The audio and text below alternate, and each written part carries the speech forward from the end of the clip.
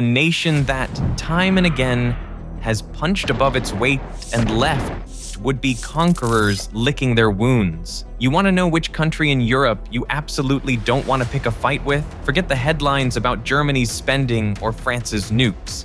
The answer is simple. It's Greece. And by the end of this, you'll see exactly why. From the very beginning, Greece has built its identity around warriors. This isn't some modern PR spin. We're talking about the land that gave us Sparta, Thermopylae, and the marathon. 3,000 years later, that warrior spirit hasn't been filed away in a museum. It's alive. It's woven into the national psyche. Greek military service is mandatory, and readiness isn't treated as an abstract policy goal, it's part of everyday life. And no, that doesn't mean every Greek grandpa is out in the olive fields with an AK-47 slung over his shoulder, but it does mean that when the call comes, the nation can rally in a heartbeat. In Greece, defending the homeland isn't politics, it's instinct. And here's where Greece gets really intimidating. Geography. Invading Greece has always been the kind of decision that generals regret halfway through the campaign. More than 6,000 islands scattered across the Aegean and Ionian seas, each one a potential fortress. Mountains so jagged, they look like Zeus himself was in a bad mood when he carved them. Valleys that funnel armies into kill zones. Coastal waters filled with natural choke points that turn shipping lanes into shooting galleries. The Aegean isn't a playground. It's a naval chessboard where Greek commanders already know every move before the enemy even sits down at the table. Try sneaking a fleet across those waters and you'll find yourself stalked by the Hellenic Navy's silent killers. Type 2 14 submarines, diesel-electric, stealthy, and so quiet NATO officers call them black holes. They can stay submerged for weeks, glide beneath sonar nets, and put torpedoes into your ships before you even know they're there. And that's just the beginning.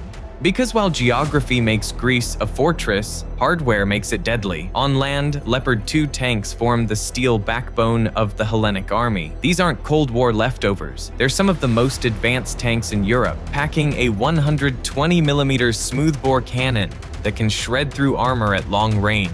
Back them up with advanced artillery systems and mechanized infantry, and Greece has an armored fist capable of hammering anything that dares to breach its defenses. In the skies, the Hellenic Air Force is legendary. Sleek Mirage 2000s, heavily upgraded F-16 Vipers, and now the crown jewel, French-built Rafales, armed with Meteor missiles that can kill targets before those targets even know they're being hunted. Ask NATO pilots who they hate sparring with, and you'll hear the same answer: the Greeks. Greek aviators are considered some of the best dogfighters in the world. During NATO exercises like Red Flag in Nevada, Greek pilots shocked American crews with their sheer aggression and precision. One US officer admitted that flying against the Greeks was like fighting someone who already knew your every move. For decades, the Aegean has been their training ground, a Top Gun sequel on loop, except the rival jets aren't Hollywood extras, they're Turkish. Ah, yes, Turkey. You can't talk about Greece's military edge without mentioning its eternal rival across the sea. For half a century, the two nations have danced on the edge of conflict, disputed airspace, naval standoffs, and the ever-simmering Cyprus question. To outsiders, it looks like a geopolitical migraine. To Greece, it's live-fire practice. Constant tension keeps their forces razor-sharp, the military equivalent of always having a sparring partner who never takes a day off. And while some European militaries train for hypothetical wars on paper, Greece trains for tomorrow's headlines. And here's where the story takes an almost absurd twist. Greece, during its worst economic collapse in modern history, when unemployment soared and austerity gutted daily life, never cut defense. Even when the country was on financial life support, it still spent over 2% of its GDP on its armed forces, one of the highest rates in NATO. That wasn't a luxury, it was survival. Other countries talk about commitment to defense. Greece proved it by keeping its arsenal ready even when its economy was burning. That's a level of dedication that turns allies' heads and makes enemies nervous. And if you think this is all about conventional forces, think again. The Hellenic Special Forces are pure nightmare fuel for invaders. The Navy's underwater demolition teams, Greece's answer to the US Navy SEALs, specialize in amphibious strikes and sabotage missions. Imagine trying to land on a Greek island at night, only to have frogmen disable your landing craft before you hit the beach. Mountain brigades are trained to fight in terrain that makes armored vehicles useless, turning cliffs into firing positions and gorges into kill zones. Paratroopers and heliborne units stand ready to drop into any hot zone at a moment's notice. And the Marines? Let's just say they've mastered the art of welcoming uninvited guests with gunfire and precision. This isn't just theory. Greek troops train constantly with allies: American Marines, French frigates, Israeli pilots. These aren't polite handshake exercises. They're brutal, live, and designed to test every edge, which means Greece doesn't just know how to fight. It knows how to fight as part of NATO's war machine.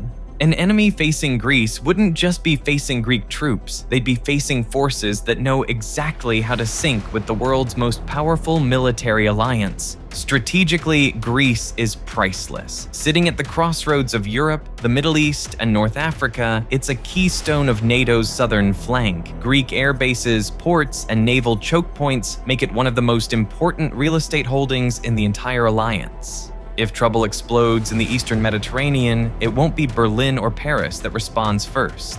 It'll be Athens.